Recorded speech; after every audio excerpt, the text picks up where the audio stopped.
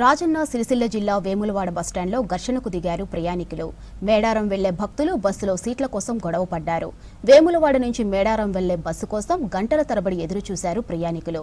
చాలాసేపటికి హుస్నాబాద్ డిపోకు చెందిన ఒక బస్సు రావడంతో ఒక్కసారిగా బస్సు ఎక్కేందుకు ప్రయత్నించారు. ఈ క్రమంలోనే బస్సులో సీటు కోసం కొట్లాడుకోవడంతో తొక్కిసలాట జరిగింది. ప్రయాణికుల మధ్య గొడవతో చిన్నపిల్లలకు గాయాలయ్యాయి.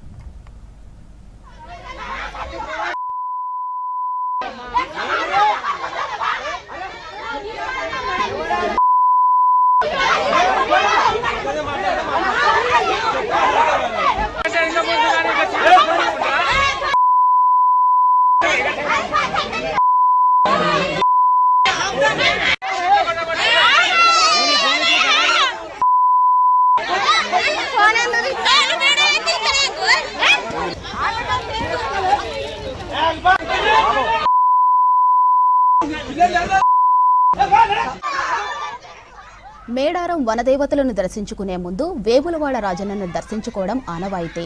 వచ్చే నెల 28న మేడారం జాతర ప్రారంభం కానుండటంతో అక్కడ వెళ్లే భక్తులంతా వేములవాడకు తరలి వస్తున్నారు.